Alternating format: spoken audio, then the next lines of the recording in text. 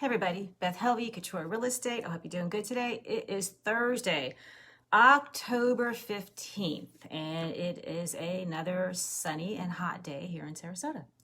So we're still continuing with new construction and how it differs from buying a resale. And when we're talking about resale, we're talking about when you're buying a house from a seller who lives in the house and has owned the house versus a home that's never been lived in new construction.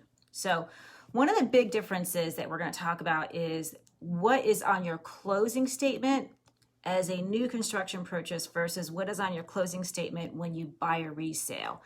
We started off the week talking about the differences in money. You know, when you see the sign that says starting in the low 200s, 300s, 400s, 500s, whatever, that's not necessarily what your end amount is going to be, right? Because that's the base model. If you do structural changes, if you go to a design center, when you buy the lot, etc. Okay. So we're going to talk about, we've already talked about that whatever your budget is, you need to have a little bit of padding in there for these other things. Hi, Emily. Here's something else you need to know. A closing statement, which is what you get when you go to close and you bring your cash to close and how much you owe when you buy new construction, is different than when you buy a resale property. Typically speaking, when you buy a property from a seller, there are certain closing costs, the cost to actually buy and sell a property, that are split between buyer and seller. Now, let me also caution you that in that contract, just like everything else in a resale contract or a residential contract, is subject to negotiation. However, the default is that typically speaking, the seller pays for their closing costs and the buyer pays for their closing costs. When we're talking about this in Sarasota County and in parts of Manatee County, and we're a little different, of course, the buyer typically pays for title, which is besides their owner's title policy, besides their lender title policy if they're getting a loan, they also pay for their owner's title policy, okay? And we can go into that another time, but you do actually need both. The other thing is then the seller would pay for the deed stamp. Depending on what's going on, typically speaking, that amount is roughly the same, okay? The seller would pay, if you're buying into a community that has a association of any kind, no matter if it's one association, two associations, whatever, they pay what's called an estoppel fee, which is the fee that goes to the association, that the association then releases that information to the closing agent. And it has a lot of financial information on there. And some of the things it does is it makes sure that the seller is actually paid up on their fees, because you don't want to walk into a situation where they're not. Okay, so there's stuff like this and things that are prorated and whatnot. Here's where new construction is different. When you buy new construction, the majority of those fees are passed on to you, the buyer. So you have to be aware of this. For example, the estoppel fee, which is typically paid for by the seller, is paid for on the buyer. The buyer pays for that. And the majority of these are non-negotiable, which is why it helps when you're signing the contract to start negotiating then for things. And I'm not saying necessarily negotiate for estoppel fees and closing fees, but negotiate for other things to help balance it out. So it's all moving things around. Okay, so let's go back to that. The estoppel fee is typically passed on to the buyer. Pretty much any community you buy into in Sarasota, Manatee County, there is going to be an association. It's just the way things are done now. We don't do a lot of spec homes. There are some spec homes. That's a completely different contract. But the majority of the time, that's what you're going to be doing. That fee is passed on to you. It's anywhere from $100 to $200, and that's per association. If you're buying into a community, for example, where there's a condo within a very large community, you're paying for the condo estoppel and then the master association. That's actually pretty common as well. The closing fees, you're paying all of them, okay? So you're paying for title. You're paying for your lender's title fee, which you do anyways, but you're also paying for your owner title fee, and you're paying for the deed stamp. The builder passes that on to you. Sometimes there's a builder fee, and the builder fee is just a random number. There really isn't a set amount. There really is no guidance on this. Some builders have them, some builders don't. but there's a builder fee. I closed on a property 6 weeks ago where the builder fee was $2,500, $2,500, and that was their fee. Okay. HOA dues. You normally do this anyway. You will pay with the resale and with new construction. You will usually pay the next installment up front. If you pay monthly, you pay the next month. If you pay quarterly, you pay the next quarter. That's normal. Okay, so you're going to see that, and that's normal. The survey, that's also passed on to you. Does your builder have a survey? Of course they do. They have to have one in order to build. It's part of the CO. You're going to pay for it. Oftentimes, it's not as expensive as if you were to have a survey on your own, but I just saw one that was $400, and they passed that fee on to you. Okay, the appraisal. You would think that when you're buying in certain communities that you wouldn't need an appraisal. You do. Your lender requires it. Whether you are buying a new construction or buying a resale, in order to have that loan, your lender is going to require an appraisal. And yes, you're paying for it, even though within the community, you're still probably within standards. Now, in some instances, I can see that because there are communities where you can go into and you can have a $500,000 base model and then go bananas at the design center and walk out of there at $650. And what they're trying to do is make sure, and there's my dog, and what they're trying to do is make sure that you're able to pay for it. Okay, some of our communities where there's a standard, we talked about this the other day, where you really don't get very many choices. Whether you choose the white cabinets or the maple cabinets, it's still the same fee. The houses or the townhomes or the condos are pretty much all the same. They're still an appraisal. They still pass it on to you. The lien search. You have to have a lien search. You need to make sure that there's nothing on there that hasn't been paid. That goes back to any sort of mechanical liens, liens for things like utilities and stuff like that. They do one, they do pass it on to you, and they can charge you what you want. Typically speaking, with a resale, your lien fee is anywhere from $75 to $125. With builders, they can get expensive. I saw one not too long ago where I think it was like $350. So you need to pay attention to these fees. Part of the reason I bring this up is because when you go into new construction, one of the things they'll do is they'll tell you about their incentives, and you always want to know what those are. But their incentives are, if you use their title company and their lender, they'll give you $5,000 off, $10,000 off, or whatever. But sometimes there's fees that kind of help make up for that. So it really helps to do as much comparison as possible.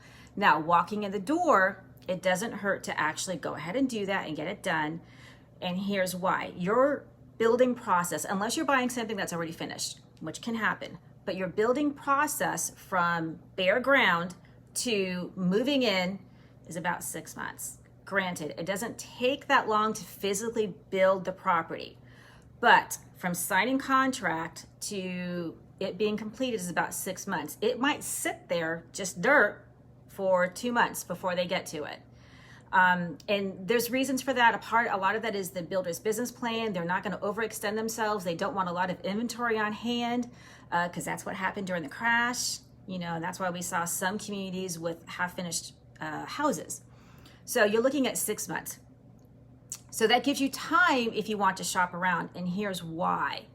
Your lender, if you choose to go with the lender that the builder uses, whomever that is, and I'm not saying they're not good lenders, but they do things a little differently. Their lender will not lock in your rate until about 60 days out. Okay, so right now that's not a big deal. Rates have been pretty steady. We have a couple days where they dip and a couple days where they come up a little bit, but it's not going to make a huge difference on your monthly payment or your final amount. But there are times, and we've seen them, where rates have been a little erratic, and it makes a difference then. Or when we see the rates starting to climb. When we see the rates starting to climb and we know that there's going to be an increase in rates, which is going to happen, by the way, at some point, that's when people start getting nervous. Okay, now they may offer to lock you in, but you're paying points for it. However, if you go with an outside lender who does construction loans, they have programs that can cover this, and that's where it pays to shop around. They may take off that incentive, but If you walk into the process knowing what you're doing and you walk into the process with your realtor to negotiate this stuff out, you can do that. I've been able to negotiate keeping the incentive and not using their companies. And it all depends. Negotiation is a give and take with everybody. And you just have to figure out what's important to you. Hi, John. So that's what the seller credit is. You'll see that it's for using their companies. Now, I've done new construction and I've handed over the closing statement to my preferred lender, and she'll say, this looks good. They did a great job. There's not a lot of fees on here. They didn't take that credit and put in junk fees. It's actually really not bad. And sometimes that does happen. So it just helps to go over the numbers, okay? The other thing that you need to be aware of is your property taxes. When you pay your first property tax, so there's going to be an amount on your closing statement where you're going to pay your portion of that year's property taxes, because don't forget, we pay our taxes in arrears, which means we pay them in the past. When my property taxes get paid next month, it's going to be for 2020, not for 2021. Okay. When they do that, your property taxes are based on the land. And this is something that the builder has nothing to do with. This is the tax assessor. It's going to be on the land and the raw land, just the naked raw, nothing done to it land. Depending on when during the year you close, okay, your next year's property taxes might go up then, or they'll go up the next year. The later you close in the year, the less of a chance that your next calendar year's property taxes will go up. Your property taxes will go up because what the tax assessor is going to do is they're going to take the building, the structure, the improvement, and add that in. And I can promise you your taxes will go up. So you need to understand this. And there's formulas and rule of thumb that we can do to kind of help figure out a range of what your annual property taxes will be, because when that happens, if you're paying by loan, your mortgage payment is going to go up because your taxes are held in escrow so that your lender can pay your taxes at the end of the year. That's all part of how you pay your bills, okay, is through your mortgage payment, okay? So be aware of that. Conversely, I just closed on a property that was new construction. Well, it wasn't. It was built in late 2019. So in 2020, the taxes hadn't gone up because they closed on it so late that the 2020 taxes were still based on the raw land. They got the tax bill for 2021 and the tax bill went up, and we've already sold it. I represented the seller, the buyer bought it, the buyer didn't understand. We went over this with them, but they didn't understand why it went up. And that is why sometimes it takes a little bit longer. So when you get your closing statement, you need to look at all those fees, okay? And you need to understand that your taxes, I promise you, your taxes will go up. I promise. There's just no getting away from it. You have to pay your taxes. And your lender isn't necessarily going to give you that amount because it's a formula and an algorithm that the tax assessor in your county does. And you kind of have to do a range. And when I do ranges for people, I pad it because I'm sure you'd rather have a pleasant surprise than an ugly one. So we pad it, worst case scenario. And that'll be information you need to have, okay? So when you're looking at your closing statement, and the reason I'm going over this is because closing statements are confusing. And your lender will explain this to you that they are confusing. Your closing company will explain to you that they are confusing. And you need to understand the seller side and the buyer side and who's paying for what. So all those additional fees are going to be paid for by you. So yes, you're paying both sides to close. And for some people, that's a deal breaker. They don't want to pay all those fees, and that's fine. For a lot of people, it's worth it. And it's worth it because you're getting a brand new house, chock full of warranties, in a new community. You can go in and decorate. You don't have to do anything. There's a lot of reasons why. So you just need to figure out what's important to you. Is it the bottom line that's important to you? There are some people out there who have real problems with some of the way the taxes are done, CDD fees and things like that. And there are some people who don't. And you have to figure out where you are on all of that.